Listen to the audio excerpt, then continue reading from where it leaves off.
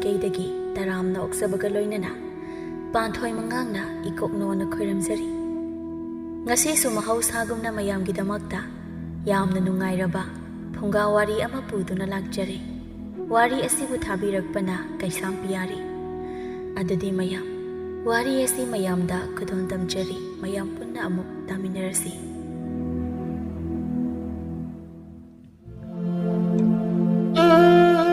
ꯅꯣꯡꯁꯨ ꯃꯪꯂꯤ ꯃꯪꯂꯤ, ꯅꯨꯡꯁꯥꯁꯨ ꯁꯥꯗꯕ ꯃꯇꯝ, ꯃꯥꯂꯦꯌꯥꯒꯤ ꯅꯥꯝꯃꯤꯕ ꯅꯨꯡꯁꯤꯠꯅ ꯏꯁꯥꯗ ꯌꯩꯕꯗ ꯅꯨꯡꯉꯥꯏꯕ ꯃꯇꯝ, ꯏꯪ ꯏꯪ ꯂꯥꯎꯅ ꯇꯦꯛꯈꯠꯄ ꯃꯇꯝꯅꯤ꯫ ꯃꯈꯜ ꯀꯌꯥꯒꯤ ꯂꯩꯔꯥꯡ ꯀꯌꯥꯁꯨ ꯐꯨꯒꯥꯏꯅ ꯁꯥꯠꯂꯤ꯫ ꯂꯩꯔꯥꯡ ꯑꯣꯏꯕꯤ ꯀꯌꯥꯗ ꯈꯣꯏꯃꯨ ꯀꯌꯥꯅ ꯉꯪꯗꯨꯅ ꯀꯣꯏꯄꯥꯏ ꯄꯥꯏꯔꯤ꯫ ꯐꯖꯩ, ꯅꯤꯡꯊꯤꯖꯩ꯫ ꯇꯥꯟꯖꯥ ꯑꯗꯨꯗ ꯏꯕꯦ ꯍꯥꯏꯕꯤ ꯃꯥꯒꯤ ꯃꯇꯨꯡꯗ ꯀꯔꯤꯅꯣ ꯑꯃ ꯂꯣꯠꯇꯨꯅ ꯄꯨꯔꯛꯏ꯫ ꯍꯥꯊꯨ ꯍꯥꯊꯨ ꯆꯪꯉꯛꯏ꯫ ꯄꯦꯝꯇꯣꯟꯅ ꯀꯌꯥꯗ ꯅꯤꯡꯊꯤꯔꯕ ꯃꯈꯜ ꯁꯨꯅ ꯁꯥꯠꯂꯤꯕ ꯂꯩꯔꯥꯡ ꯃꯌꯥꯝꯁꯦ ꯄꯦꯝꯇꯣꯜ ꯑꯩꯒꯤ ꯁꯨꯃꯥꯡꯁꯤꯗ ꯋꯥꯈꯜꯒꯁꯦ ꯇꯅꯧ ꯇꯅꯧ ꯏꯪ ꯏꯪ ꯂꯥꯎꯈꯩ ꯂꯩꯅꯝꯇꯅ ꯊꯜꯂꯦ꯫ ꯌꯦꯡꯕꯒꯤ ꯃꯤꯐꯝꯗꯨꯝ ꯍꯣꯡꯅꯤꯡꯗꯦ꯫ ꯃꯃꯧ ꯅꯨꯄꯤꯅ ꯑꯁ ꯂꯩꯔꯝꯃꯦꯅꯦ ꯇꯧꯔꯤꯁꯦ꯫ ꯑꯩꯅ ꯁꯣꯝꯗ ꯃꯣꯏ ꯎꯈꯤꯅꯦꯅ ꯀꯌꯥꯗ ꯋꯥꯅ ꯄꯨꯔꯛꯏꯕ, ꯑꯗꯨꯒ ꯃꯥꯌꯣꯛꯅꯔꯦꯅꯦ ꯃꯤꯅ ꯁꯣꯝꯗ ꯏꯇꯣꯝꯇ ꯆꯥꯒꯦ ꯇꯧꯔꯒ꯫ ꯍꯣꯏꯗ ꯈꯪꯗꯅꯕ ꯍꯦꯛꯇ ꯏꯃꯨꯡꯗ ꯄꯥꯏꯁꯤꯟꯈ꯭ꯔꯒꯦ꯫ ꯍꯥꯏ ꯀꯔꯤꯅꯣꯅꯦ ꯍꯦꯛ ꯇꯨꯁꯤꯟꯅꯤꯅꯦ ꯅꯪꯕꯣ?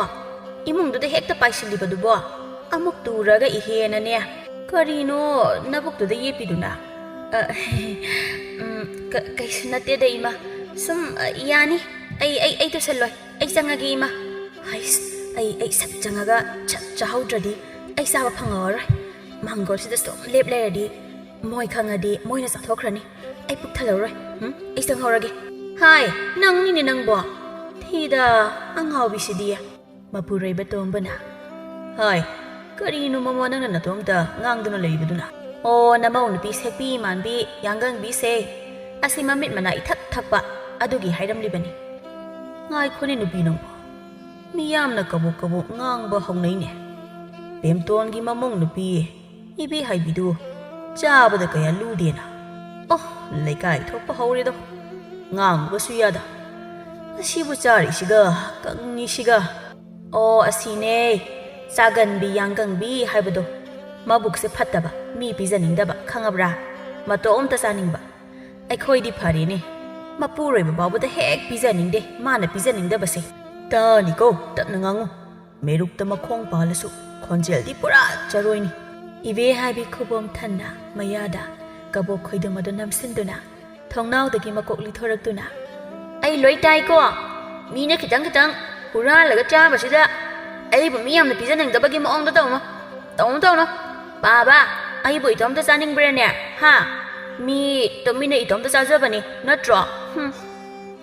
ꯅꯜꯂꯤ ꯃꯤ ꯄꯤꯖꯅꯤꯡꯗꯕ ꯅꯠꯇꯦ, ꯐꯣꯡꯅ ꯆꯥꯗꯕꯅꯤꯀꯣ꯫ ꯅꯨꯡꯗꯥꯡꯅꯤ꯫ ꯏꯕꯦ ꯍꯥꯏꯕꯤ ꯆꯥꯛ ꯊꯣꯡꯕ ꯂꯣꯏꯔꯝꯃꯤ꯫ ꯑꯇꯩ ꯑꯇꯩꯒꯤꯗꯤ ꯈꯖꯤꯛꯄꯨ ꯌꯥꯝꯃꯤ꯫ ꯃꯄꯨꯔꯣꯏꯕꯒꯤ ꯆꯥꯛꯇꯤ ꯈꯨꯖꯧ ꯑꯃꯕꯨꯛꯇꯪ ꯊꯤꯔꯝꯃꯤ꯫ ꯃꯄꯨꯔꯣꯏꯕ ꯌꯥꯏꯐꯕꯅ ꯀꯩ ꯃꯊꯦꯜꯅꯣ? ꯊꯕꯛ ꯆꯠꯂꯨꯕꯒꯤ ꯆꯥꯛ ꯂꯥꯝꯕꯅ ꯌꯥꯗ꯭ꯔꯦ꯫ ꯁꯤꯕꯨ ꯑꯩꯒꯤ ꯆꯥꯛ ꯁꯔꯨꯛꯂꯣ? ꯁꯤꯗꯤ ꯍꯧꯗꯣꯡꯗ ꯊꯥꯔꯕꯨꯛꯇ ꯃꯕꯨꯛ ꯊꯜꯂꯣꯏ, ꯁꯤꯗꯤ ꯅꯥꯇꯣꯟꯗ ꯑꯣꯏꯅ ꯅꯝꯁꯤꯟꯕꯕꯨ ꯆꯟꯅꯤ꯫ ꯀꯩꯅꯣ ꯅꯨꯄꯥ ꯑꯁꯨꯛ ꯌꯥꯝꯃꯤꯁꯤꯗꯤ? ꯆꯥꯛꯄꯨ ꯀꯅꯥꯅ ꯅꯥꯇꯣꯟꯗ ꯅꯝꯅꯒꯦ? ꯆꯥꯛ ꯍꯥꯏꯁꯤꯗꯤ ꯅꯥꯇꯣꯟꯗ ꯆꯥꯒꯗꯕ ꯅꯠꯇꯤꯌꯦ, ꯆꯤꯟꯅ ꯆꯥꯒꯗꯕ꯫ ꯉꯥꯡꯕꯅ ꯍꯩꯕ, ꯅꯪ ꯍꯦꯛ ꯆꯥꯛ ꯊꯣꯡꯕꯗꯤ ꯑꯩꯅꯦ ꯄꯨꯛꯁꯦ ꯅꯣꯡꯃꯗ ꯊꯟꯅ ꯆꯥꯕ ꯐꯪꯗ꯭ꯔꯕꯅꯤ꯫ ꯁꯦ ꯏꯃꯥꯗꯒꯤ ꯍꯥꯞꯄꯤꯔꯒꯦꯁꯦ꯫ ꯍꯥꯏ ꯃꯧ ꯅꯪꯗꯤ ꯆꯥꯛ ꯆꯥꯈꯤꯔꯣꯏꯗ꯭ꯔꯥ? ꯆꯥꯔꯁꯤꯅꯤ ꯄꯨꯟꯅ꯫ ꯏꯃꯥ ꯑꯩꯗꯤ ꯆꯥꯅꯤꯡꯗ꯭ꯔꯦ, ꯄꯨꯛꯁꯦ ꯌꯥꯝ ꯊꯜꯂꯦ, ꯑꯗꯨꯅ ꯏꯃꯥ ꯍꯣꯏ ꯄꯥꯕ ꯍꯣꯏ ꯑꯣꯏꯅ ꯆꯥꯕꯤꯔꯣ꯫ ꯀꯩꯒꯤꯅꯣ ꯃꯧ ꯅꯪꯕꯨ ꯅꯨꯡꯗꯥꯡ ꯈꯨꯗꯤꯡꯒꯤ ꯆꯔꯥ ꯍꯦꯜꯂꯤꯗꯤ? ꯅꯨꯡꯗꯥꯡꯗ ꯆꯔꯥ ꯍꯦꯟꯕꯁꯦ ꯐꯠꯇꯦꯀꯣ, ꯈꯔ ꯆꯥꯁꯤꯜꯂꯨ, ꯑꯗꯨꯒ ꯃꯤꯒꯤ ꯆꯥꯛꯄꯨ ꯂꯥꯏꯗ ꯊꯥꯕꯒꯨꯝꯅ ꯊꯤꯒꯅꯨꯀꯣ꯫ ꯑꯍꯤꯡ ꯏꯃꯨꯡ ꯑꯗꯨꯗ ꯂꯩꯔꯤꯕ ꯃꯤꯄꯨꯝ ꯈꯨꯗꯤꯡꯃꯛ ꯂꯣꯏꯅ ꯇꯨꯝꯅꯈ꯭ꯔꯦ꯫ ꯏꯕꯦ ꯍꯥꯏꯕꯤꯁꯦ ꯆꯥꯕ ꯊꯛꯄ ꯌꯥꯝꯅ ꯐꯖꯗꯕ ꯅꯨꯄꯤꯅꯤ꯫ ꯃꯤ ꯄꯤꯖꯅꯤꯡꯗꯦ, ꯃꯇꯣꯝꯇ ꯆꯥꯅꯤꯡꯉꯤ꯫ ꯃꯥꯅ ꯆꯥꯔꯤꯁꯤꯒ ꯍꯥꯏꯔꯒꯗꯤ ꯁꯨꯡꯅꯣꯏ ꯅꯣꯏꯌꯨ ꯌꯥꯗ꯭ꯔꯕ ꯅꯨꯄꯤꯅꯤ꯫ ꯃꯥꯅ ꯍꯦꯟꯅ ꯄꯤꯖꯅꯤꯡꯗ꯭ꯔꯤꯕꯁꯤ ꯃꯄꯨꯔꯣꯏꯕꯅꯤ꯫ ꯃꯣꯏꯗꯨꯕꯨ ꯇꯨꯝꯅꯈ꯭ꯔꯖꯥꯠꯂꯅꯦ? ꯑꯩꯕꯨ ꯄꯨꯛꯁꯦ ꯒꯨꯔꯨ ꯒꯨꯔꯨ ꯈꯣꯡꯉꯦꯗ, ꯆꯥꯛꯁꯦ ꯂꯥꯝꯕꯅ ꯁꯤꯔꯦꯗ꯫ ꯑꯩꯕꯨ ꯃꯈꯣꯏ ꯅꯨꯄꯥꯁꯦ ꯇꯨꯝꯈ꯭ꯔ ꯃꯥꯜꯂꯦ꯫ ꯑꯩ ꯇꯨꯃꯤꯟꯅ ꯆꯥꯛꯁꯪꯗ ꯆꯪꯉꯒ ꯑꯩꯅ ꯉꯁꯥꯏ ꯊꯅꯝꯕ ꯆꯥꯛꯇꯣ ꯆꯥꯔꯨꯔꯒꯦ ꯑꯩ꯫ ꯏꯕꯦ ꯍꯥꯏꯕꯤ ꯇꯨꯃꯤꯟꯅ ꯃꯈꯣꯜ ꯊꯣꯛꯈꯤꯅꯤ ꯍꯥꯏꯗꯨꯅ ꯇꯨꯃꯤꯟꯅ ꯆꯥꯛꯈꯨꯝꯗ ꯆꯪꯉꯛꯏ꯫ ꯑꯗꯨꯒ ꯆꯐꯨ ꯑꯗꯨ ꯐꯥꯛꯏ꯫ ꯆꯐꯨ ꯑꯗꯨ ꯐꯥꯛꯄꯗ ꯂꯩꯃꯥꯏꯗ ꯍꯦꯛ ꯃꯈꯨꯝ ꯇꯥꯈꯤꯔꯝꯃꯤ꯫ Hai, ꯍꯧꯗꯣꯡꯅꯦ ꯍꯦ ꯆꯥꯛꯈꯨꯝꯁꯤꯗ ꯒꯣꯔꯣꯡ ꯒꯣꯔꯥꯡ ꯑꯍꯤꯡꯁꯤꯗꯅꯦ ꯑꯁ ꯏꯃꯥꯁꯤ ꯇꯨꯝꯗ꯭ꯔꯤ ꯃꯥꯜꯂꯤꯅꯦ ꯁꯤꯗꯤ ꯆꯤꯡꯅꯈ꯭ꯔꯅꯤ ꯑꯩ ꯍꯧꯗꯣꯡ ꯁꯥꯔꯒꯦ ꯃꯤꯌꯥꯎ ꯃꯤꯌꯥꯎ ꯀꯔꯤ ꯍꯧꯗꯣꯡꯅꯣ ꯈꯪꯗꯦ ꯍꯥꯏꯕꯅꯤꯗ ꯑꯍꯤꯡ ꯈꯨꯗꯤꯡꯒꯤ ꯍꯦꯛ ꯆꯥꯛꯈꯨꯝ ꯆꯪꯉꯤꯁꯤ ꯍꯦꯛ ꯂꯥꯎꯔꯨꯔꯒꯅ ꯈꯣꯡꯁꯨ ꯈꯣꯡꯉꯛꯏꯅꯦ ꯑꯃꯨꯕꯤ ꯇꯨꯝꯃꯣ ꯇꯨꯝꯃꯣ ꯊꯦꯡꯉꯦ ꯒꯣꯔꯣꯡ ꯒꯣꯔꯥꯡ ꯇꯧꯔꯛꯑꯅꯨꯀꯣ ꯃꯤꯌꯥꯎ ꯃꯤꯌꯥꯎ ꯁꯤ ꯑꯣꯏꯔꯗꯤ ꯐꯔꯦꯅꯤ ꯐꯖꯅ ꯐꯨꯗꯔꯒꯦ ꯏꯇꯣꯝꯇ ꯍꯥꯎꯈ꯭ꯔꯦꯗ ꯏꯇꯣꯝꯇ ꯄꯨꯛ ꯀꯥꯏꯅ ꯆꯥꯕꯁꯤꯗꯤ ꯑꯁ ꯌꯥꯔꯦ ꯌꯥꯔꯦ ꯁꯤ ꯑꯣꯏꯔꯗꯤ ꯇꯨꯝ ꯌꯥꯔꯅꯤ ꯆꯤꯡꯃꯨꯛ ꯋꯥꯡꯕ ꯆꯥꯛꯁꯦ ꯏꯇꯣꯝꯇ ꯍꯦꯛ ꯐꯨꯖꯤꯟꯕꯅꯦ ꯀꯩꯒꯤꯅꯣꯕ ꯑꯩꯅ ꯃꯤ ꯑꯁꯨꯛ ꯌꯥꯝ ꯄꯤꯖꯅꯤꯡꯗ꯭ꯔꯤꯁꯦ ꯈꯪꯗꯦꯕ ꯑꯩꯁꯨ ꯀꯣꯜ ꯂꯨꯈꯥꯛꯁꯤꯗꯤ ꯍꯌꯦꯡ ꯑꯣꯏꯅ ꯐꯦꯡꯉꯒꯦ ꯃꯊꯪꯒꯤ ꯅꯨꯃꯤꯠꯅꯤ ꯑꯌꯨꯛꯅꯤ ꯅꯨꯃꯤꯠꯁꯤꯅ ꯋꯥꯇꯣꯟ ꯌꯧꯔꯁꯤ ꯐꯥꯎꯕꯗ ꯍꯧꯒꯠꯀꯅꯤ ꯈꯪꯗꯦꯅꯦꯍꯦ ꯃꯁꯤꯒꯤ ꯃꯧꯁꯦ ꯍꯥꯏ ꯊꯥꯗꯣꯏ ꯅꯅꯝꯃꯁꯦ ꯄꯨꯡꯈ꯭ꯔ ꯃꯥꯜꯂꯦ ꯁꯤꯈ꯭ꯔꯕ꯭ꯔꯥ ꯍꯤꯡꯂꯤꯕ꯭ꯔꯥ ꯌꯦꯡꯉꯨ ꯃꯥꯒꯤ ꯀꯥꯗ ꯑꯩꯅꯦ ꯄꯣꯔꯣꯛ ꯄꯣꯔꯣꯛ ꯍꯦꯛ ꯆꯥꯛꯑꯦꯕ ꯑꯩ ꯆꯥꯛꯑꯦ ꯍꯥꯏꯁꯤꯅꯤꯀꯣ ꯑꯩ ꯈꯪꯗꯦ ꯏꯃꯥ ꯑꯩꯉꯣꯟꯗꯒ ꯍꯥꯏꯔꯛꯀꯅꯨ ꯃꯥꯅ ꯊꯣꯛꯄ ꯃꯅꯦꯝꯗ ꯆꯥꯛꯈꯨꯝꯗ ꯆꯪꯉꯛꯏ ꯀꯔꯤꯅꯣ ꯇꯧꯔꯤꯁꯤꯅ ꯉꯔꯥꯡ ꯅꯨꯡꯗꯥꯡ ꯂꯨꯈꯥꯛ ꯅꯝꯃꯝꯗꯕꯅꯤꯗ ꯀꯅꯥꯅꯣ ꯑꯍꯤꯡ ꯍꯧꯒꯠꯂꯒ ꯆꯥꯔꯤꯁꯦ ꯑꯩꯅ ꯅꯨꯡꯗꯥꯡꯗ ꯂꯨꯈꯥꯛ ꯅꯝꯒꯅꯨ ꯍꯥꯏꯕ ꯅꯠꯇ꯭ꯔꯕ ꯍꯥꯏ ꯃꯧ ꯍꯧꯒꯠꯂꯨ ꯊꯨꯅ ꯑꯩꯅ ꯆꯪꯉꯛꯇ꯭ꯔꯤꯀꯥꯟꯗ ꯍꯧꯒꯠꯂꯨꯀꯣ ꯃꯃꯧ ꯑꯗꯨ ꯍꯀꯥꯝ ꯋꯥ ꯋꯥ ꯆꯟꯗꯨꯅ ꯆꯪꯉꯛꯏ ꯆꯥꯛꯈꯨꯝꯗ ꯀꯩꯅꯣ ꯏꯃꯥ ꯑꯌꯨꯛꯁꯤꯗ ꯑꯁꯨꯛ ꯌꯥꯝꯅ ꯎꯔꯥꯎ ꯊꯔꯥꯎꯔꯤꯁꯤꯕꯣ ꯇꯨꯝꯐꯝ ꯂꯥꯛꯐꯝꯒ ꯈꯪꯗꯦ ꯍꯥꯏꯕꯅꯤꯗ ꯁꯤ ꯀꯅꯥꯅ ꯀꯣꯜ ꯂꯨꯈꯥꯛ ꯅꯝꯃꯨ ꯍꯥꯏ ꯑꯩꯅ ꯇꯧꯅꯨ ꯍꯥꯏꯕꯁꯦ ꯅꯣꯏ ꯑꯗꯨꯝ ꯇꯧꯏ ꯀꯅꯥꯅꯣ ꯑꯍꯤꯡ ꯈꯨꯗꯤꯡꯒꯤ ꯆꯥꯛ ꯆꯥꯔꯤꯕ ꯃꯤꯁꯦ ꯍꯥꯏꯕꯅꯤꯗ ꯑꯩ ꯈꯪꯗꯤꯌꯦ ꯏꯃꯥ ꯑꯩꯗꯤ ꯑꯍꯤꯡ ꯍꯧꯒꯠꯂꯒ ꯆꯥꯛ ꯆꯥꯗꯦꯀꯣ ꯀꯅꯥꯅꯣꯝ ꯑꯣꯏꯔꯝꯅꯤ ꯑꯩ ꯊꯣꯛꯑꯒꯦ ꯏꯃꯥ ꯑꯩꯅꯦ ꯍꯧꯖꯤꯛꯇ ꯃꯧ ꯑꯅꯧꯕꯤ ꯑꯣꯟꯗꯅ ꯂꯩꯔꯤꯕ ꯑꯩꯁꯦ ꯀꯔꯤꯅꯣꯕ ꯑꯩꯅ ꯇꯧꯔꯤꯁꯤꯕꯣ ꯏꯆꯥꯁꯨ ꯉꯥꯡꯅꯕ ꯌꯥꯗꯦ ꯏꯃꯧꯁꯨ ꯉꯥꯡꯅꯕ ꯌꯥꯗꯦ ꯍꯧꯖꯤꯛꯀꯥꯟ ꯑꯉꯥꯡꯁꯤꯡꯁꯦ ꯑꯩꯗꯤꯅꯦꯀꯣ ꯑꯩꯅ ꯐꯝꯃꯟꯕꯒꯤ ꯅꯣꯏ ꯐꯔꯕꯅꯤꯀꯣ ꯅꯣꯏ ꯍꯥꯏꯁꯤꯅꯤꯀꯣ ꯑꯩ ꯐꯅ ꯑꯗꯨꯝ ꯅꯨꯡꯉꯥꯏꯔꯤꯌꯦ ꯇꯧꯔꯤꯁꯤ ꯅꯆꯥ ꯅꯨꯄꯤꯅꯤꯅ ꯇꯧꯔꯤꯕ ꯁꯛꯇ ꯑꯁꯤꯒ ꯅꯃꯧ ꯅꯨꯄꯤꯁꯤꯒꯤ ꯁꯛꯇ ꯑꯁꯤꯒ ꯅꯨꯡꯉꯥꯏꯔꯤꯌꯦ ꯅꯥꯄꯤ ꯃꯀꯥ ꯑꯃ ꯐꯥꯎꯕ ꯐꯣꯏꯅꯦꯁꯨ ꯈꯪꯗꯦ ꯍꯥꯏꯋꯥꯅꯤꯗ ꯃꯆꯤꯟꯅ ꯃꯔꯣꯜ ꯑꯃ ꯊꯧꯔꯤꯕ ꯏꯆꯥꯁꯨ ꯉꯥꯏ ꯏꯃꯧꯁꯨ ꯉꯥꯏ ꯆꯣ ꯅꯊꯧ ꯇꯧꯔꯨꯔꯣ ꯅꯨꯡꯊꯤꯜꯅꯤ ꯏꯕꯦ ꯍꯥꯏꯕꯤ ꯃꯇꯣꯝꯇ ꯂꯐꯣꯏ ꯂꯐꯥꯡ ꯑꯃ ꯆꯥꯔꯤ ꯃꯥꯡꯒꯣꯜ ꯑꯗꯨꯗ ꯃꯈꯣꯡ ꯁꯥꯡꯅ ꯇꯤꯡꯊꯣꯛꯑꯒ ꯊꯥꯗꯣꯏꯅ ꯏꯅꯝꯃ ꯀꯩꯅꯣ ꯆꯥꯏꯗꯨꯕꯣ ꯑꯩꯁꯨ ꯈꯤꯇ ꯆꯥꯒꯦꯗꯅ ꯄꯨꯛꯁꯦ ꯌꯥꯝ ꯂꯥꯝꯃꯦꯕ ꯃꯅꯝ ꯑꯃ ꯈꯅꯥꯎꯗ ꯂꯣꯏꯅ ꯅꯝꯁꯤꯟꯗꯨꯅ ꯂꯩꯇꯦ ꯀꯗꯥꯏꯗꯩꯅꯣ ꯃꯤꯅ ꯈꯤꯇꯪ ꯆꯥꯕꯁꯤꯗ ꯑꯃꯨꯛ ꯊꯣꯛꯂꯛꯑꯦꯕ ꯀꯗꯥꯏꯗꯤ ꯎꯔꯤꯅꯣ ꯍꯥꯏꯕꯅꯤꯗ ꯑꯌꯥ ꯂꯣꯏ ꯅꯝꯁꯤꯟꯈ꯭ꯔꯦ ꯏꯅꯝꯃ ꯅꯪꯗꯤ ꯅꯕꯨꯛ ꯌꯥꯝ ꯐꯠꯇꯦꯅ ꯃꯌꯥꯗ ꯂꯣꯏ ꯅꯝꯁꯤꯜꯂꯤꯅꯦ ꯐꯨꯜꯂꯒ ꯁꯤꯕ ꯇꯥꯔꯦ ꯌꯥꯝ ꯏꯀꯥꯏꯅꯤꯡꯉꯥꯏꯅꯤꯀꯣ ꯐꯨꯜꯂꯒ ꯁꯤꯀꯥꯏꯅ ꯍꯥꯏꯕꯁꯦ ꯅꯠꯇꯦꯕ ꯏꯅꯝꯃꯅ ꯃꯤ ꯑꯁꯨꯛ ꯌꯥꯝ ꯄꯤꯖꯅꯤꯡꯗ꯭ꯔꯤꯁꯦ ꯀꯩꯒꯤꯅꯣ ꯍꯥꯏꯕꯅꯤꯗ ꯂꯐꯣꯏ ꯂꯐꯥꯡ ꯑꯃꯕꯨ ꯃꯇꯣꯝꯇ ꯆꯥꯏꯌꯦ ꯀꯤꯗꯨꯝ ꯀꯤꯅꯦ ꯑꯉꯥꯡꯅ ꯌꯥꯝ ꯉꯥꯡꯅꯨ ꯁꯤꯕꯨ ꯑꯩꯅꯔꯣ ꯑꯗꯣ ꯁꯤꯡꯖꯨ ꯆꯥꯁꯤꯔ ꯏꯅꯝꯃ ꯃꯅꯝꯃꯅ ꯋꯥꯈꯟꯗ ꯍꯩꯁ ꯏꯕꯥꯅꯤ ꯆꯥꯃꯤꯟꯅꯔꯗꯤ ꯃꯥꯅ ꯑꯣꯏꯅ ꯂꯣꯏꯅ ꯆꯥꯊꯣꯛꯈ꯭ꯔꯅꯤ ꯑꯩ ꯄꯨꯛ ꯊꯜꯍꯧꯔꯣꯏ ꯑꯗꯨꯅ ꯑꯩꯅ ꯈꯔ ꯌꯥꯝꯅ ꯆꯥꯅꯕ ꯍꯣꯔꯦꯟ ꯇꯨꯃꯤꯟꯅ ꯏꯇꯣꯝꯇ ꯆꯥꯔꯒꯦꯗ ꯊꯥꯗꯣꯏ ꯅꯅꯝꯃꯁꯦ ꯄꯨꯛ ꯌꯥꯝ ꯅꯥꯕ ꯑꯗꯨꯅ ꯆꯥꯅꯤꯡꯗ꯭ꯔꯦ ꯏꯆꯟ ꯑꯣꯏꯅ ꯆꯥꯔꯣꯀꯣ ꯇꯣꯝꯕꯗꯣ ꯁꯣꯔꯥ ꯆꯠꯂꯨꯕꯒꯤ ꯇꯟ ꯃꯌꯣꯝ ꯑꯃ ꯄꯨꯗꯨꯅ ꯍꯜꯂꯛꯄꯅꯤ ꯊꯥꯗꯣꯏ ꯁꯦ ꯅꯅꯝꯃꯒ ꯆꯥꯃꯤꯟꯅꯔꯨꯁꯦ ꯇꯟꯅꯤ ꯏꯄꯥꯅ ꯄꯨꯔꯛꯄꯅꯤ ꯃꯃꯧꯅ ꯇꯥꯞ ꯑꯣꯛꯇꯨꯅ ꯄꯥꯕ ꯑꯩ ꯏꯇꯣꯝꯇ ꯆꯥꯒꯦ ꯃꯤ ꯏꯆꯟꯗꯤ ꯁꯤꯡꯖꯨ ꯆꯥꯅꯤ ꯍꯥꯏꯕꯅꯤ ꯀꯔꯤ ꯑꯩꯁꯨ ꯆꯥꯗꯣꯏꯅꯤ ꯑꯗꯨꯛ ꯌꯥꯝꯅ ꯃꯤ ꯄꯤꯖꯅꯤꯡꯗ꯭ꯔꯤꯗꯣ ꯀꯩꯒꯤꯅꯣ ꯄꯨꯂꯞ ꯆꯥꯃꯤꯟꯅꯕ ꯌꯥꯕꯁꯤꯗ ꯀꯗꯥꯏ ꯄꯤꯔꯣꯏꯅ ꯑꯩꯗꯤ ꯀꯩꯗꯧ ꯄꯤꯗꯣꯏꯕ ꯅꯪꯒꯤꯁꯨ ꯅꯠꯇꯦ ꯃꯤ ꯄꯥꯕꯅ ꯑꯩꯒꯤ ꯄꯨꯔꯛꯄꯅꯤ ꯊꯥꯗꯣꯏ ꯑꯃꯗꯤ ꯏꯕꯦ ꯍꯥꯏꯕꯤ ꯑꯉꯥꯡ ꯃꯆꯥꯗꯧꯅ ꯇꯟ ꯑꯗꯨ ꯃꯨꯟꯅꯔꯤ ꯀꯔꯤꯅꯣ ꯍꯥꯏꯕꯅꯤꯗ ꯆꯍꯤꯅ ꯅꯝꯕꯣ ꯄꯣꯔꯦ ꯑꯉꯥꯡ ꯃꯆꯥꯗꯧꯅ ꯑꯗꯨꯝ ꯇꯧ ꯂꯩ ꯍꯥꯏꯕꯅꯤꯗ ꯈꯠꯅꯕꯒ ꯂꯥꯎꯅꯕꯒ ꯑꯃꯅ ꯍꯦꯟꯕ꯭ꯔꯥ ꯍꯦꯟꯗꯦ ꯑꯃꯅ ꯇꯥꯕ꯭ꯔꯥ ꯇꯥꯗꯦ ꯊꯕꯛꯅ ꯃꯔꯣꯜ ꯑꯃ ꯁꯨꯅꯤꯡꯗ꯭ꯔꯤꯕ ꯆꯥꯅ ꯃꯔꯣꯜ ꯑꯃ ꯆꯥꯅꯤꯡꯉꯤꯕ ꯏꯃꯥ ꯏꯅꯝꯃꯅ ꯂꯣꯏꯅ ꯄꯥꯏꯁꯤꯟꯈ꯭ꯔꯦ ꯃꯤ ꯑꯩꯗꯤ ꯌꯥꯔꯣꯏ ꯍꯥꯏꯁꯤꯅꯤꯀꯣ ꯑꯩꯒꯤꯁꯨ ꯄꯤꯌꯣ ꯍꯥꯏꯁꯤꯅꯤ ꯀꯔꯤ ꯀꯩꯗꯧꯕꯒꯤ ꯄꯤꯗꯣꯏꯕ ꯃꯦ ꯄꯤꯔꯣꯏ ꯀꯩꯁꯨ ꯈꯔ ꯌꯦꯟꯅꯗꯨꯅ ꯆꯥꯃꯤꯟꯅꯕ ꯌꯥꯗ꯭ꯔꯥ ꯍꯥꯏꯋꯥꯅꯤꯗ ꯅꯣꯏꯕꯣ ꯑꯗꯨꯋꯥꯏꯗ ꯍꯨꯏꯒ ꯍꯧꯗꯣꯡꯒꯗꯧꯅ ꯈꯠꯅꯗꯣꯏ ꯁꯔꯨ ꯍꯥꯏ ꯅꯊꯧꯗꯨ ꯇꯧꯔꯣ ꯆꯠꯂꯨ ꯌꯥꯝꯅꯅꯦ ꯈꯠꯅꯅꯤꯡꯕ꯭ꯔꯥ ꯅꯣꯏ ꯑꯅꯤ ꯌꯥꯝꯅ ꯈꯠꯅꯅꯤꯡꯕ꯭ꯔꯣ ꯐꯩ ꯑꯗꯨꯗꯤ ꯐꯩꯌꯦꯕ ꯌꯥꯝꯅ ꯆꯥꯅꯤꯡꯉꯗꯤ ꯇꯟꯁꯦ ꯄꯥꯏꯔꯒ ꯂꯪꯊꯣꯛꯀꯦꯕ ꯐꯔꯤꯅꯤ ꯁꯤ ꯑꯣꯏꯔꯗꯤ ꯂꯪꯊꯣꯛꯈ꯭ꯔꯦ ꯍꯧꯖꯤꯛꯇꯤ ꯂꯦꯛꯑꯒ ꯇꯣꯛꯑꯦꯗꯅ ꯌꯥꯝꯅ ꯆꯥꯅꯤꯡꯈꯣꯕ ꯅꯆꯤꯟꯗꯣ ꯐꯔꯤꯅꯤ ꯑꯌꯥ ꯂꯪꯊꯣꯛꯈ꯭ꯔꯦ ꯏꯃꯥ ꯅꯪꯀꯣ ꯃꯁꯤꯒꯤ ꯂꯥꯏ ꯁꯪꯒꯣꯜ ꯃꯥꯟꯕꯁꯤꯅ ꯊꯣꯛꯍꯜꯂꯤꯅꯦꯕ ꯅꯪ ꯍꯥꯏꯁꯤꯅꯤꯀꯣ ꯑꯩꯗ ꯆꯪꯖꯍꯧꯔꯒꯦ ꯑꯁ ꯀꯔꯤ ꯀꯨꯝꯍꯩꯅꯣ ꯈꯪꯗ꯭ꯔꯦꯗ ꯑꯩꯒꯤ ꯏꯃꯨꯡ ꯑꯁꯤꯗ ꯇꯧꯔꯤꯕꯁꯦ ꯑꯃꯅ ꯍꯦꯟꯗꯦ ꯑꯃꯅ ꯇꯥꯗꯦ ꯑꯗꯨꯅꯤ Isani ngangnaba ngamdrikanda imau amuk nungairehe. Mamidda kakta ngairi nupi yam thininge. Migi masa nupi sida phurubasu yaba nate. Phatiye aigi isa nupasi yamna phate. Ani ise senaba ngamdrikanda ahum sure. Khitasu wakhal taba amata yaw haibanida. Aine pukpen hekpele ko. Sel butan gadra isa imau bungangnagdra. Mau sisu haibani misu okha pijaningde he. Aise punsidawga mansilaktrada tawribase. Launabaga chainabaga ai kok ngaure ko. Nungdangni ibe haibi phamungda phamduna kabok oiramda saduna leiri. Mau ama oibagi chak thongni ka khangdaba makhai. Chahi nauna bayom palakpagi hongnabi kaya imungi kupnam khangde. Mapuroi bayai phabadu magi kada changakpaduda matungda satlo sili.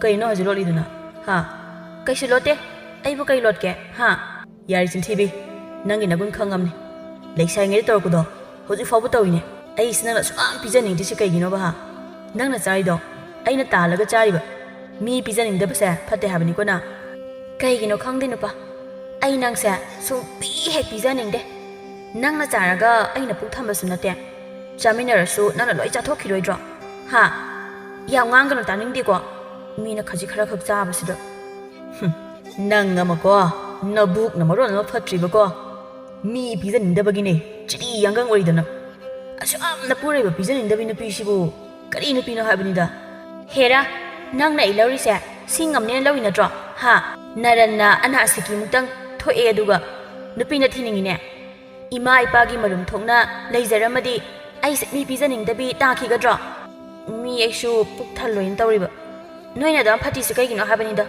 Mina wa mo ngangba na machinje kapthoga leineba ai nupi ga mata thiningdrai sini nupi ne sakta siga ani adu khanare imakhut yauna angang yumbal oibagi wakhal khandaba ngamdabagi afa fatta khandaba makai kari na changa ha da thongbasda thongbom ga khangde habanida thadong naun he hai as ai pem ton ga oiningdri hai sini ko ai noi khanaba khamtokpada ai ikai ba ma yaure lai kai pani se khita su khangu kai dawge noi ba hai hai thadoi nabungga namaga masam phoida nare amukta khamsi laungni nangbo ongamdre ha ke hatong nazarani ai sak lami ko chak thiu lo kana da bada kai kan da bada ima nasan pasi yam phatiye samsi phoire thado habane asumna nongti gi khatnaba khamtokpada thabak ama oire pemton masa ani senaba ngamdrikanda mamau amuk yauksanbada makok ama ngaurami ive haibi nongdang sak sungsa sade ahing khuding matom ta hogatana chai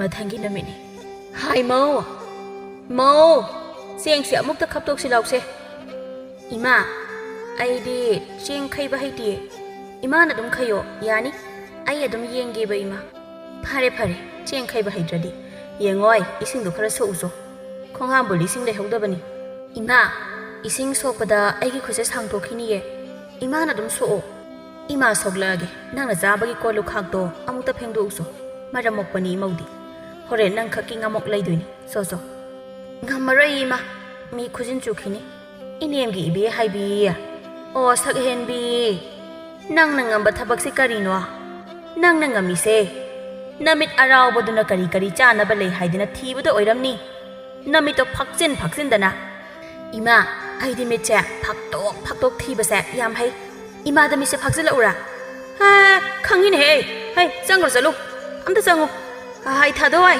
imu mangol ta se lo amta isai re ngamarai ngamdre ima adum ta ina madi thabak su yaw hande ai order ta hole o ngamdre isu ngamdre is isa ji thabak yam surabani na pakhon ama sini ngamdre ngakta kayam ngamdrabano khangdi nungsi mukungi ngamdre ngamoy asinabu ngang su ta asu laudre utong ahobada ising haibaga chap mane yengning dresang khosalu animak soning dabi ngakta pemto na ngangduna leiringai sana masado heklai ise di namau phangabani na yam nungai ramida kai gi noi se na seng khapiduna ho sanai bema na se yam kan na mau anobi oiri haiba tare imau ga khare ko e kai gi khari ba ai si yum da sum leibado wakhal thokte na sum koi thorei ba ibema na se ai khoi di koi thokpagi matam leite imungi thabak mayam sida hera ise namau leira sibu khara sunu ngai na leithouda maula aga na he na thabak chilline na che dia yengoi angang yumba ni na sena da ba yade ngaihak leiraga phunabaga chainabaga ai kok chai mause kaya khangdi yumba lon ta asu laude nangbune tak patang se laurabadine nase aise khara saphaga da bai bema nangi nacha gaido angang oina mayum palhalunu ko imung mahilang jani ise sini angang na mayum ngan na pan ba phatte haribase wakhal tarabadi khara su phadauba haujikan gi angang singsina amuk toiba mau oirabadi nungai ba loire haise khangdra male yum pan base ita lakpi sana boina khallaba khangdi mayum ngan na palaga harau boina tawre loina phatte habadi na te ko kharabuni hoi yum su panda ya ponte adubu matang matam chara kanda wakhan khandaba ngamla kanda adubu ne sinatrabadi loire be ma muk toiba isa ngang na ngamdri kanda misa ngang na redo aingon de hek thoi isia ngai khoni nangbo aina si hai haidana saunu ko isia ise gi namaudo mi yam pijaning di ye ibema mi pijaning da badine kaida hayurani yengutu mapure bada phawbada hek pijaning de ai khoi imung sida khanari se moi gi saba sida ningang nari se chaba phangdabaga chap manai ai wangang ning de ko wa khitang ngangura so ai se manem phattabi ta dawriba pakhon ama haibasina ngamdre ngakta isa sungai mau sungai ise hausikan angang gai se pakhol amatta haiba yadri mi ngamdre ngakta amuk toy loire ise nanauk su hallage wari sunu ngairi nong matang saba amadane amuk sangaki ise hoi hoi hoi nongdang wairamni ibe haibi mangra hingan khara leiruduna mi ukhini haiduna inafi marumda lotuna magi kanda pusalei mapure badu kaino makanna thirami as mi na somda moi ugini haidana so wana puraga leiram mini tawrise as ai dini ko kari no thirduba kari no imung do pot ka thiba yadrabo ha ai sim pot ka da thiba yadraba ba ai sa amlami kai kai legena kita sagin thini kem leitrobo kita sagidana ais lei hayadi aina pureisa mana loi chathoke hairakani aduna ai leina khumba yade kari no mina hangise khumdriduba ha nupa chani ngai bomta leite da ai so chak lamani yadrajani nang syam lamani ba mapurai bu utringai da tumina phamungka khatuna mangra hingando matom tamina khangini ugini chathokini haibagumna phangjada khusa chari karino kaino machabgi makhol taidu kaino nupi nangna phamungka sinda tasinduna chaide ha kai sha de he usi sape oramne hai usi ni he hai usi nang la khangre tawse ibe haibina umsai sari bada ure mapurai bana namu mi ukhini amuk hani ko aikhoi di ude ko usi se chaw ye kaina no ba aseng magi ubra kaim cha de ko ibe haibi mapurai ba khangkhrabanina chagrani haiduna mapalda chenthoki ahingi matamni misik mirau khol ta draba matam taibang thawai pan ba khudingma khonglen tungkhul tan khriba matamni miyamna tamna khiba ngai bada awaba haibadu oirabani ibe haibi ngasi so ibe haibi tamina chakhumda changi ngasi di huran ba phagi karamba hodong no ahin khuding chakhum changduna chaphu phai base ai phage ko ai sakhumda changoki gi ngasi di mane ma sa tamina changi mamau ma sa khongthang sahum naidana tamina changli bani mi ta khini haibagi mata gumna aduga chaphu da phai aduga gorong garang amuk tawkhre manemna thongjin mapa da tamina hai haudong ne he nangi ahin khuding safu phakpado haurabra karamba haudong no haibanida oh nahangi safu phakbi haudong sidi haudong masa oiramdre na sidi haudong aso oiramedana adu so haudong asengma nataba mina on haudong kaidawgi yenge ko tamina inga sidi ngasai aina tamina lotuna thambani itom ta sage haidana yen ayai basa saguri asiga khangaw asiga ching wang bachak asiga hekta phudarage sida gustage haidana moida yam pizadrineba mina sababu mandini tawrise imai kari sa khunam na tawrisi bo thomadi nani he tawrise mana aikhoidana pukthana chak pijadraga chak leite hairaga magi saruna chingmuk wangna chaba thabakna suningdriba chabana matom ta saningba nungai ni nangasidi how ya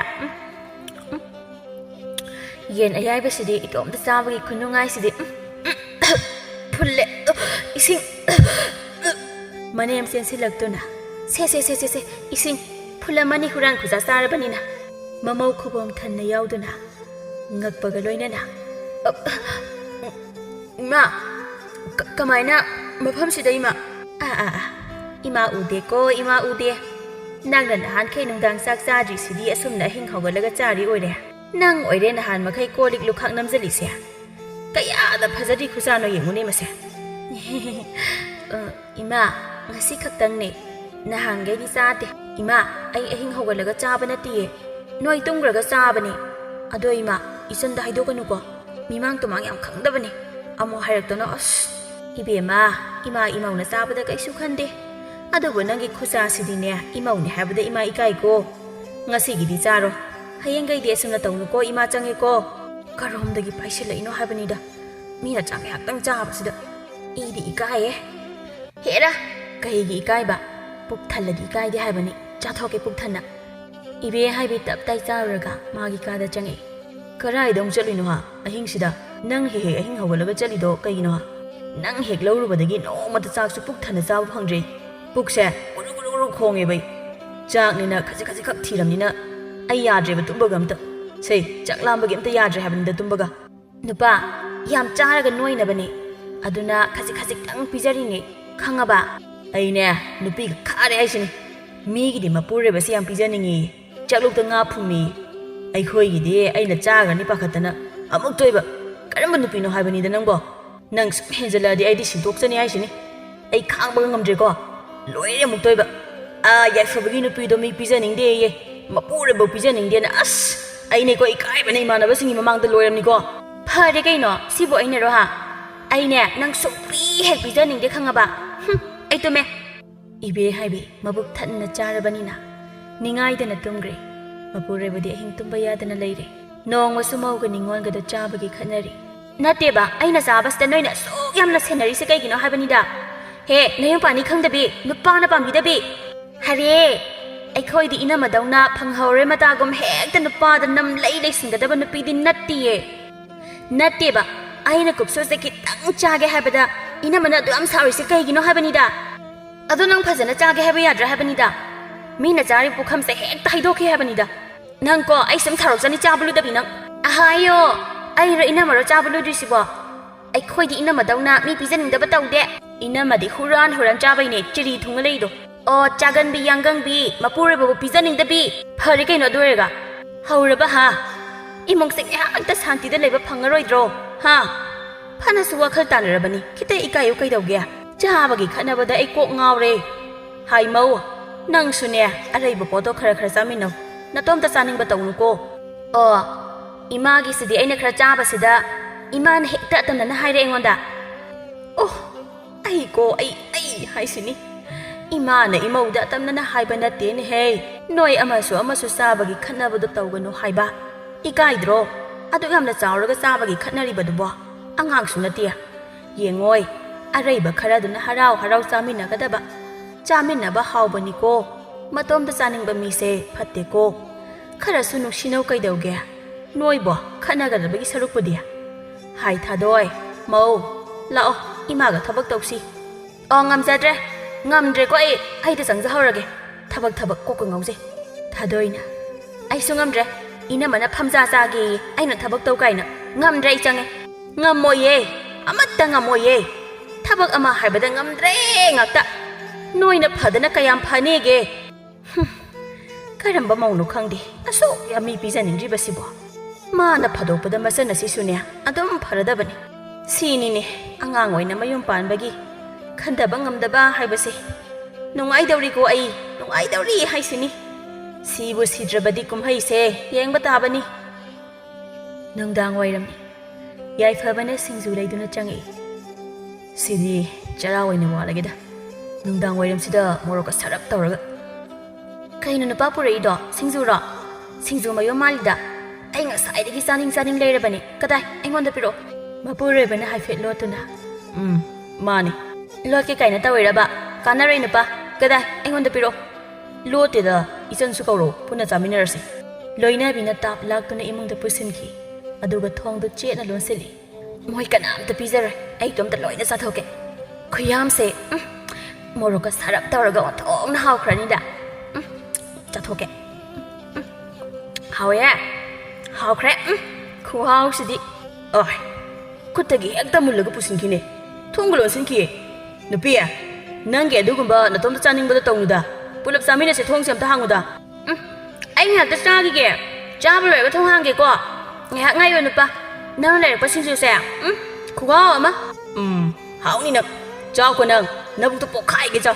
Phanadi hairabani. Asiguma matawsi tawnona adum tawe habanida. Asu am chabada chopa mi pijaningdaba nupisibu. Karino habanida. Hai. Karino nangna mangol aduda ngangdana leibade. Thongsina kanana lonsiliba ha. Baba nambawna lonsilini. Namokse ai am pijaningde. Aina chaba phangaktrise kayam kuire. Ngasi jo singjudo chaning mandana leirubani. Aduga matomta cha leire. Oh, phana dum nungai ri tawrisi. Nupi lawbada nangbo hana yenga lawba yadro. Ha, nung dum nungai te.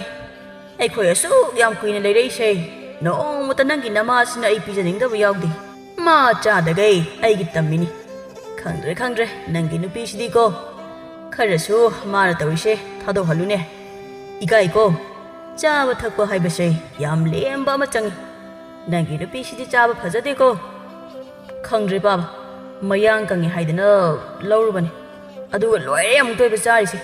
Mayang kangba mini hena chai aduni. Hoine mana chabase ai saudeba. Magi mi pijaningdaba sineba. Asi tawnona phanadi hairabaneba yadeba. Yengoi miyoibana hainarise. Chakcha phajaba khupam phajaba sini. Mamona thong hangdoraktuna. Haima baba su leiramine. Nupa nang larekpa singjudo khuhaw ama chabaga pende haba. Hawrakini na yamna hawrakineba. Nungdangi ibe haibi ngasai singju charubadagi mabuk saugalaklammi. Aduga chaba matamda thadoktana chabagi masada lengkhalaklammi. Ayoima ai sire as lengba yadre. Oima nasa sidure. Ayo yuma nangbo ngasai thadoktana charurabro. Ha chaba matamda thadoga chaw haiba natro. Kanana khangni mi khara kanba oiramadi lambida purakpa potpo thadoktana hekta chasili. Nungsi thengnaramani ne tawrise. Ai sire khwang se lengba yadre. Tap lai haiba ima. Nanganda mu yore. Oima nasa sire kaino ima nungsit po kaino. Kaino ba nungsit abo ai sire abas. Ibungo chalo awangi tada phakchawdo amukta kawruso nungsit thengnaba oiramni. Masigi nupasina aise yam pijaningdabaneba. Manai pijaningda aina samai tawrineba. Ai sire haba ima nangbo ai sire ba. Kariya nangna mi pijaningdaba adumaina aikhoisu tawramni khalira. Natomda chaninge yarui pulap chaminaningdi laine wareini nabutu phatabe. Ima ai maiba karuki. Som ngang leye somda siduro kanjida. Ayo mathakta laikhiba aikoi pabadu ure. Ai sire me. Oi ma ai sire. Ayo thille. Ai ngasi sauningakdana yam thiningadi thillona khuppa thajandoini yo. Ibe haibi khangba ngamdre madu phara hairaga khangi. Mi pijaningdabagi matomta chaningbagi phakjauna. Ai lai kaidawre haba noi maubo. Se mama yengise. Hoima sidi khara kalidana. Nangbo thado khodoktana tahaudrabrane ha. Kaishu tawrise. Aina sonbada dum pharani. Hayeng khaidi thadoga chawko pot jaba matamdasu natomta chaninganu ko. Phakjauna sonbadagi khara pharami. Ai hayeng kai tomta chaningaroi. Ai sigi tawe. Hayeng kai di pulap chaminarani. Asumna wakhanda khanjabagi wani. Haina khiba thabak haibasi hekta thadokpa yaba natedo. Ayukni ngasidi ibe haibido wakhal yam taraba saduna matomta chaningbadu thadokpaga manba makhai yam nungsina kauri machan nupida. Ichan thadoi o thadoi nangdi phi sari boire se ina mana kai kai na chana ba semakpane itomta chaba nungaite ibani chamina sena. Is ngasidi khaina mase ha dongna tawdrena nahan nusi changhubadagi ꯑꯩꯈꯣꯏ ꯇꯥꯆꯧꯕꯥꯎꯗ ꯄꯤꯖꯅꯤꯡꯗꯦ ꯏꯅꯝꯃꯗꯤ ꯀꯨꯏꯔꯦ ꯑꯗꯨꯒꯨꯝꯕ ꯊꯥꯗꯣꯛꯄ ꯑꯩ ꯉꯁꯤꯗꯒꯤ ꯇꯧꯗ꯭ꯔꯕꯅꯤ ꯁꯤꯗꯩꯗꯤ ꯑꯔꯩ ꯑꯔꯩꯕ ꯆꯥꯃꯤꯟꯅꯗꯧꯔꯕꯅꯤ ꯑꯩꯕꯨ ꯃꯤ ꯌꯥꯝ ꯄꯤꯖꯅꯤꯡꯗꯕꯩ ꯃꯑꯣꯡꯗ ꯑꯩꯕꯨ ꯃꯤ ꯌꯥꯝ ꯄꯤꯖꯅꯤꯡꯗꯕ꯭ꯔꯥꯅꯦ ꯍꯥ ꯄꯤꯖꯅꯤꯡꯗ꯭ꯔꯕ꯭ꯔꯕ ꯑꯩꯕꯨ ꯄꯤꯖꯅꯤꯡꯉꯤꯗ ꯌꯥꯝ ꯄꯤꯖꯅꯤꯡꯕꯅꯦꯕ ꯃꯤꯉꯣꯟꯗ ꯍꯥꯏꯗꯣꯛꯀꯅꯨ ꯁꯦ ꯆꯥꯔꯁꯦ ꯑꯩ ꯆꯥꯅꯤꯡꯕꯅ ꯌꯥꯗ꯭ꯔꯦ ꯍꯥꯏꯕ ꯏꯕꯦ ꯍꯥꯏꯕꯤ ꯃꯥꯅ ꯑꯁꯨꯝꯅ ꯃꯇꯣꯝꯗ ꯆꯥꯅꯤꯡꯕꯗꯣ ꯈꯔ ꯊꯥꯗꯣꯔꯛꯄꯗꯒꯤ ꯃꯅꯦꯃꯥꯁꯨ ꯈꯔ ꯁꯥꯐꯔꯝꯃꯤ ꯃꯥꯗ ꯉꯥꯡꯅꯕꯗ ꯊꯕꯛ ꯑꯃ ꯑꯣꯏꯔꯝꯕꯗꯣ ꯑꯃꯨꯛ ꯈꯨꯊꯤꯕꯗ ꯋꯥꯈꯜ ꯇꯥꯔꯕ꯭ꯔꯥ ꯈꯪꯗꯦ ꯁꯤ ꯑꯣꯏꯔꯗꯤ ꯐꯔꯦꯗꯅ ꯑꯔꯩ ꯑꯔꯩꯕ ꯆꯥꯃꯤꯟꯅꯕꯁꯤꯗ ꯄꯪꯈꯠꯇ ꯈꯟꯅꯩ ꯃꯣꯏꯅ ꯆꯥꯕꯒꯤ ꯉꯥꯡꯅꯕꯗ ꯑꯩ ꯁꯤꯒꯦ ꯇꯧꯋꯦꯕ ꯏꯃꯧꯅ ꯑꯁꯨꯝꯅ ꯈꯔ ꯍꯣꯡꯉꯛꯄꯁꯤꯗꯤ ꯋꯥꯈꯜꯗꯨꯝ ꯅꯨꯡꯉꯥꯏꯗ ꯏꯆꯥ ꯅꯨꯄꯥꯁꯨ ꯉꯁꯤꯗꯩꯗꯤ ꯃꯕꯨꯛ ꯊꯟꯅ ꯊꯟꯅ ꯆꯥꯕ ꯐꯪꯒꯅꯤ ꯑꯗꯩ ꯑꯍꯤꯡꯗ ꯆꯐꯨ ꯐꯥꯛꯄꯁꯨ ꯐꯔꯅꯤ ꯑꯍꯤꯡꯁꯦ ꯅꯤꯡꯊꯤꯅ ꯇꯨꯝꯕ ꯌꯥꯔꯅꯤ ꯑꯩ ꯑꯁꯨꯝꯅ ꯏꯕꯦ ꯍꯥꯏꯕꯤ ꯈꯔꯗꯤ ꯁꯥꯐꯔꯛꯑꯦ ꯑꯗꯨꯕꯨ ꯍꯩꯅꯈꯤꯕ ꯊꯕꯛꯄꯨ ꯄꯥꯛ ꯍꯦꯛꯇ ꯊꯥꯗꯣꯛꯄ ꯀꯅꯥꯅ ꯉꯝꯒꯅꯤ ꯅꯨꯡꯗꯥꯡꯅꯤ ꯆꯥꯛ ꯊꯣꯡꯉꯤ ꯉꯥ ꯑꯇꯥꯎꯕꯁꯦ ꯌꯥꯝ ꯌꯥꯝꯃꯤꯅꯦ ꯃꯣꯏꯅ ꯂꯣꯏꯅ ꯆꯥꯊꯣꯛꯈꯤꯕ ꯇꯥꯔꯤꯁꯤꯗꯤ ꯑꯗꯨꯅ ꯑꯩ ꯆꯥꯛ ꯃꯅꯨꯡꯁꯤꯗ ꯐꯨꯝꯖꯤꯟꯍꯧꯔꯒꯦ ꯃꯣꯏ ꯆꯪꯉꯛꯇ꯭ꯔꯤꯀꯥꯟꯁꯤꯗ ꯏꯅꯝꯃ ꯀꯩꯅꯣ ꯉꯥꯁꯤꯕꯨ ꯉꯁꯥꯏ ꯌꯥꯝ ꯌꯥꯝꯍꯧꯗꯥꯏꯅꯦ ꯍꯧꯖꯤꯛꯅ ꯈꯤꯇꯪꯈꯛ ꯀꯥꯏ ꯃꯥꯡꯈ꯭ꯔꯒꯦ ꯈꯪꯗꯦꯍꯦ ꯑꯩꯁꯨ ꯇꯥꯎꯕꯗ ꯍꯦꯛꯇ ꯌꯥꯝꯗꯕ ꯏꯃꯥ ꯍꯣꯏꯁꯨ ꯀꯧꯔꯣ ꯄꯥꯜ ꯏꯔꯣꯟꯕꯁꯦ ꯃꯣꯔꯣꯛ ꯈꯔ ꯁꯥꯍꯟꯁꯤꯀꯣ ꯃꯁꯤ ꯍꯥꯟꯅꯒꯤꯗꯣ ꯑꯃꯨꯛ ꯍꯧꯔꯛꯑꯕ ꯈꯪꯗꯦ ꯑꯩꯕꯨ ꯉꯁꯥꯏꯗꯤ ꯌꯥꯝꯗꯤ ꯌꯥꯝꯕꯅꯤꯗ ꯉꯥꯕꯨ ꯇꯥꯎꯕꯗ ꯀꯃꯥꯏꯅ ꯃꯁꯤꯡ ꯍꯟꯊꯗꯣꯏꯅꯣ ꯑꯁ ꯀꯣꯛꯀ ꯉꯥꯎꯖꯩꯗ ꯑꯩ ꯀꯩꯗꯧꯔꯦ ꯃꯪꯉ ꯂꯩꯔꯤꯗꯤ ꯄꯥꯕ ꯍꯣꯏ ꯀꯧꯔꯛꯑꯣ ꯃꯈꯣꯏꯒꯤ ꯏꯃꯨꯡꯗꯣ ꯀꯣꯏꯅ ꯆꯥꯛ ꯆꯥꯔꯤ ꯏꯕꯦ ꯍꯥꯏꯕꯤ ꯃꯥꯗꯤ ꯇꯞꯅ ꯇꯞꯅ ꯆꯥꯏ ꯃꯈꯣꯏ ꯆꯥꯛ ꯇꯣꯛꯄ ꯉꯥꯏꯔꯤ ꯃꯈꯣꯏꯅ ꯆꯥꯛ ꯇꯣꯛꯈ꯭ꯔꯗꯤ ꯃꯥꯅ ꯉꯁꯥꯏ ꯂꯣꯠꯈꯤꯕ ꯉꯥꯗꯨ ꯆꯥꯅꯕ ꯆꯥꯛ ꯇꯣꯛꯅꯔꯝꯃꯤ ꯃꯅꯦꯝꯅ ꯍꯥꯏ ꯃꯧ ꯀꯩꯗꯧꯔꯦ ꯅꯪꯅ ꯆꯥꯛ ꯄꯨꯈꯝ ꯃꯄꯥꯟꯗ ꯎꯆꯨꯛ ꯌꯨꯡꯕꯗꯧꯅ ꯂꯩꯔꯤꯗꯤ ꯍꯥ ꯆꯥꯛꯀꯗꯨꯅ ꯈꯨꯕꯤꯒ ꯈꯨꯗꯣꯝꯕꯤꯒꯅ ꯆꯞ ꯆꯞꯇꯅ ꯆꯥꯔꯤꯗꯨꯅ ꯀꯩꯗꯧꯔꯦ ꯅꯍꯥꯟꯈꯩꯗꯤ ꯂꯣꯏꯔꯦ ꯑꯃꯨꯛ ꯇꯣꯏꯕ ꯃꯤ ꯊꯣꯡꯕꯗ ꯁꯤꯒꯗꯕ ꯆꯥꯛꯈꯣꯝꯅ ꯅꯝꯗꯅ ꯆꯥꯏ ꯏꯃꯥ ꯏꯆꯟ ꯍꯣꯏ ꯆꯥꯛ ꯇꯣꯛꯑꯗꯤ ꯌꯥꯔꯅꯤ ꯑꯩ ꯂꯣꯏꯁꯤꯟꯍꯧꯔꯒꯦ ꯄꯣꯊꯥꯕꯤꯔꯣ ꯅꯆꯟꯒ ꯇꯧꯃꯤꯟꯅꯧꯗꯅ ꯑꯗꯨꯛ ꯌꯥꯝꯕ ꯀꯣꯜꯂꯤꯛ ꯃꯌꯥꯝ ꯑꯁꯤꯕꯨ ꯐꯦꯡꯕꯗ ꯅꯪ ꯋꯥꯅꯤ ꯏꯅꯝꯃ ꯑꯩꯒ ꯇꯧꯃꯤꯟꯅꯔꯁꯤ ꯏꯃꯥ ꯁꯤ ꯈꯤꯇꯪꯅꯦ ꯑꯩ ꯂꯣꯏꯁꯤꯟꯍꯧꯔꯒꯦ ꯄꯣꯊꯥꯕꯤꯌꯨꯔꯣ ꯆꯠꯂꯣ ꯏꯆꯟ ꯄꯣꯊꯥꯔꯨꯔꯣꯕ ꯆꯥꯛꯇꯣ ꯇꯞꯅ ꯇꯞꯅ ꯆꯥꯔꯣꯀꯣ ꯏꯃꯥ ꯆꯪꯉꯦ ꯑꯗꯨꯗꯤ ꯏꯅꯝꯃꯅ ꯌꯥꯗ꯭ꯔꯗꯤ ꯑꯩꯁꯨ ꯆꯪꯉꯦ ꯆꯪꯉꯒꯦꯀꯣ ꯏꯅꯝꯃ ꯑꯗꯨꯗꯤ ꯉꯁꯥꯏꯈꯩ ꯀꯌꯥꯝ ꯀꯨꯏꯅ ꯅꯨꯡꯉꯥꯏꯔꯤꯁꯦ ꯃꯣꯏꯅ ꯆꯥꯛ ꯇꯣꯛꯄ ꯇꯤꯟꯁꯦ ꯌꯣꯠꯇꯅ ꯉꯥꯏꯔꯤꯕꯅꯤ ꯐꯖꯅ ꯐꯨꯊꯔꯒꯦ ꯁꯤꯗꯤ ꯉꯁꯥꯏ ꯑꯩꯅ ꯂꯣꯠꯈꯤꯕ ꯉꯥꯁꯤꯡꯗꯣ ꯀꯗꯥꯏ ꯆꯠꯈ꯭ꯔꯦ ꯑꯣꯏ ꯃꯥ ꯈꯨꯌꯥꯝꯁꯦ ꯄꯦꯟꯅ ꯆꯥꯒꯦ ꯏꯔꯣꯟꯕꯗ ꯎꯃꯣꯔꯣꯛ ꯑꯃꯒ ꯅꯩꯁꯟꯒꯦ ꯏꯕꯦ ꯍꯥꯏꯕꯤꯗꯨ ꯀꯤꯠ ꯀꯤꯠ ꯅꯝꯗꯨꯅ ꯆꯥꯔꯤ ꯑꯁꯤꯗꯕꯨ ꯆꯥꯒꯦ ꯍꯥꯏꯗꯨꯅ ꯉꯁꯥꯏꯗꯒꯤ ꯀꯌꯥ ꯋꯥꯅ ꯉꯥꯏꯖꯔꯤ ꯑꯍꯤꯡꯅꯤ ꯏꯕꯦ ꯍꯥꯏꯕꯤꯗꯨ ꯃꯕꯨꯛ ꯁꯧꯒꯠꯇꯨꯅ ꯈꯥꯡꯕ ꯉꯝꯗ꯭ꯔꯦ ꯉꯁꯥꯏ ꯃꯣꯔꯣꯛ ꯁꯥꯕꯗꯨ ꯆꯥꯔꯨꯕꯗꯒꯤ ꯅꯨꯄꯥ ꯑꯩ ꯄꯨꯛꯁꯦ ꯀꯩꯅꯣꯝ ꯇꯧꯔꯦꯕ ꯑꯩ ꯈꯥꯡꯕ ꯉꯝꯗ꯭ꯔꯦꯕ ꯉꯥꯏꯍꯥꯛꯇ ꯇꯨꯝꯕꯁꯤꯗꯕ ꯇꯨꯝꯐꯝꯒ ꯈꯪꯗꯦꯍꯦ ꯑꯩ ꯌꯥꯝ ꯋꯥꯏ ꯅꯪ ꯑꯗꯨꯝ ꯈꯪꯍꯧꯔꯣ ꯑꯩ ꯇꯨꯝꯃꯦꯀꯣ ꯍꯧꯗꯣꯔꯛꯀꯅꯨ ꯉꯁꯥꯏ ꯃꯣꯔꯣꯛ ꯃꯌꯥꯝ ꯆꯥꯔꯨꯕꯗꯩꯅꯤꯅꯦ ꯑꯩ ꯌꯥꯗ꯭ꯔꯦꯗ ꯄꯨꯛꯁꯦ ꯈꯥꯡꯕ ꯉꯝꯗ꯭ꯔꯦꯗ ꯑꯍꯤꯡꯁꯤꯗ ꯑꯩꯕꯨ ꯏꯃꯥ ꯍꯣꯏꯗ ꯀꯃꯥꯏꯅ ꯍꯥꯏꯔꯨꯗꯣꯏꯅꯣ ꯀꯩꯅꯣ ꯄꯨꯛꯁꯤꯕꯨ ꯑꯁꯨꯛ ꯌꯥꯝ ꯅꯨꯡꯉꯥꯏꯇ꯭ꯔꯤꯁꯤꯕꯣ ꯏꯕꯦ ꯍꯥꯏꯕꯤ ꯃꯄꯨꯛ ꯅꯨꯡꯉꯥꯏꯇ꯭ꯔꯗꯨꯅ ꯈꯥꯡꯕ ꯉꯝꯗ꯭ꯔꯦ ꯑꯍꯤꯡ ꯑꯗꯨꯗ 10ꯔꯛ ꯃꯅꯤꯡ ꯆꯪꯉꯝꯃꯤ ꯃꯁꯥꯗꯨ ꯕꯣꯝ ꯇꯥꯔꯦ ꯑꯌꯨꯛꯅꯤ ꯀꯔꯤꯅꯣ ꯏꯃꯧ ꯑꯗꯨꯕꯨ ꯉꯁꯤꯗꯤ ꯍꯧꯒꯠꯂꯛꯄ ꯎꯗꯦꯗ ꯀꯩꯗꯧꯔꯕꯖꯥꯠꯅꯣ ꯑꯩꯕꯨ ꯑꯃꯨꯛꯇ ꯍꯪꯉꯨꯁꯤꯔꯅꯦ ꯏꯕꯦ ꯍꯥꯏꯕꯤ ꯂꯦꯡꯕ ꯉꯝꯗ꯭ꯔꯦ ꯃꯁꯥꯗꯣ ꯄꯠꯊꯔꯦ ꯂꯦꯡꯕ ꯐꯥꯎꯕꯗ ꯉꯝꯗ꯭ꯔꯕꯅꯤ ꯃꯤ ꯄꯤꯖꯗꯕꯒꯤ ꯃꯇꯣꯝꯇ ꯆꯥꯅꯤꯡꯕꯒꯤ ꯍꯥꯏ ꯃꯧ ꯀꯩꯗꯧꯔꯦ ꯐꯃꯨꯡ ꯑꯗꯨꯗ ꯌꯥꯝ ꯋꯥꯅꯁꯨ ꯎꯏ ꯏꯃꯧꯕꯨ ꯀꯩꯗꯧꯔꯒꯦ ꯍꯥ ꯅꯁꯥ ꯉꯝꯗ꯭ꯔꯣ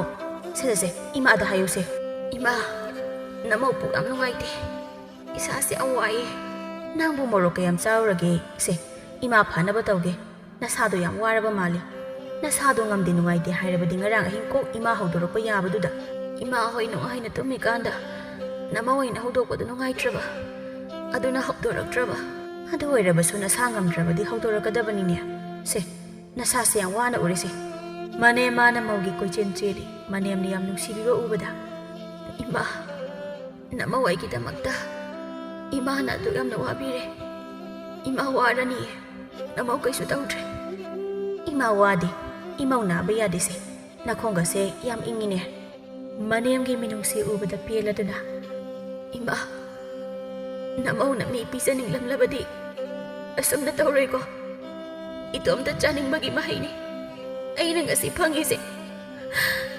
ꯉꯁꯤ ꯍꯥꯏꯕ ꯅꯨꯃꯤꯠꯇꯒꯤ ꯏꯇꯣꯝꯇ ꯆꯥꯅꯤꯡꯕꯒꯤ ꯋꯥꯈꯜꯁꯦ ꯅꯃꯧ ꯊꯥꯗꯣꯛꯆꯔꯒꯦ ꯌꯦꯡꯉꯣꯏ ꯏꯃꯥ ꯋꯥ ꯍꯥꯏꯒꯦ ꯏꯃꯥꯅ ꯆꯤꯟꯗ ꯄꯪꯉꯥꯡ ꯉꯥꯡꯖꯕꯒꯤ ꯋꯥꯅꯤ ꯏꯃꯧꯁꯦ ꯏꯃꯥꯒꯤꯗꯤ ꯁꯅꯥꯅꯤ ꯃꯤ ꯄꯤꯖꯅꯤꯡꯗꯕꯁꯦ ꯌꯥꯝꯅ ꯐꯠꯇꯦ ꯃꯤꯉꯣꯟꯗ ꯄꯤꯖꯊꯣꯛꯄꯗꯤ ꯃꯍꯩ ꯐꯪꯏ ꯑꯔꯩ ꯑꯔꯩꯕ ꯄꯣꯠ ꯆꯥꯃꯤꯟꯅꯗꯨꯅ ꯍꯦꯟꯅ ꯅꯨꯡꯁꯤꯅꯅ ꯂꯩꯒꯗꯕꯅꯤ ꯃꯤ ꯄꯤꯖꯅꯤꯡꯗꯕ ꯃꯤꯗꯤꯅꯦ ꯀꯩꯗꯧꯅꯨꯡꯗꯁꯨ ꯃꯆꯤ ꯑꯣꯏꯔꯣꯏꯀꯣ ꯏꯃꯥ ꯅꯃꯧ ꯑꯩꯅ ꯏꯇꯣꯝꯇ ꯆꯥꯅꯤꯡꯕꯅ ngasi asumna oiribane ai araiba ngasidagi chaminarage ima adunidana miyoiba haibase chaminaba hawbani thakminaba hawbani si kaunu chaba matamda laigi saruk hana tamgadaba aduga itomta chaningbagi wakhanse leiroidaba ko apangbi namaubu hainaba singnaba takpiyudo yengoi mama oibi khaina mayada sagadaba poto machada pijathoini aduna araiba kharado chaminaduna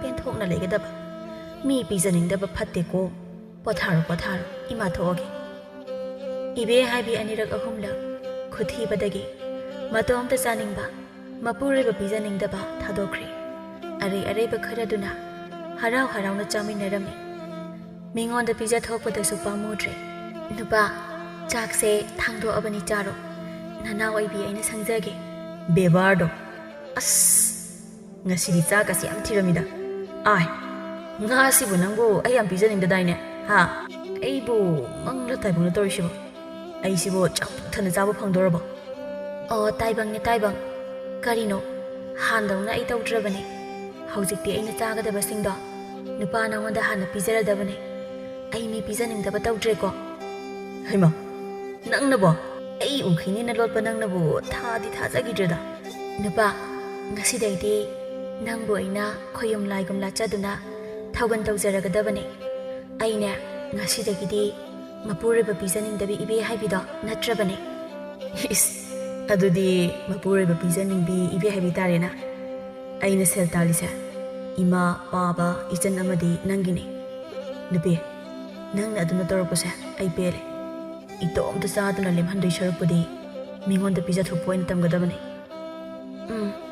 ai ngasidaidi itomta chaningbagi wakhanda thadokage matam chupada chagadaba chinjapu arembada lemhanba phatte ngamgadaba khak chagadabane karam chauduna itomta chaningbasu phatte leijadraba kanagumba amada pijathokpa dal tokthokpa masini hena mahai chawi mingonda pijaba pamuroidabane araiba yenaduna chaminabana minungsi hengatbane yengonupi taibang pala sida leiba miyoiba singse jinjapu kaya luna khanjande loi tawi habdi nateko ahal oiraba mama mapana hinglinge matamdana tathita oina tawduna moi charaga loire haiduna ningthina yengbide pisa pithak tawde aduga sikraba matamdana nungsiba saduna hajau langduna ima ipagini haiduna tamme aduna kallinge matamda ima ipabu ningthina konduna pisa pithak tawbigadabane itomta chaningba pot manghanbase phatte ai ngasidi khangi nupa ngasidagi wakhal taro matomta chanbagi wakhan thado adu phatte nupi haisidi mapurebabu chakmai pijagadabane lukha pijagadabana teko hoi mi pijaningdaba mise kaidawunungda mina nushiroi chaksa phajadaba sutai mingonda pija pithak tawba midi laina su chani mina su chani nungju nushini ibe haibi matomta chaningba mapuraiba pijaningdaba ado thadokduna araiba kharaduna harau chaminaduna mana chagadabado chaningai leitraba mingonda pijathokduna wakhal taba yumburembi ama oiduna nungaina lekhi miyoiba haibase araiba pot chaminaduna harauna leigadabani mi pijaningdaba matomta chaningba se phatte leijadraba mida dal tawba pijathokpa asina miyoibagi asengbali chani jinjakpu arembada mitna karamduna manghanba phatte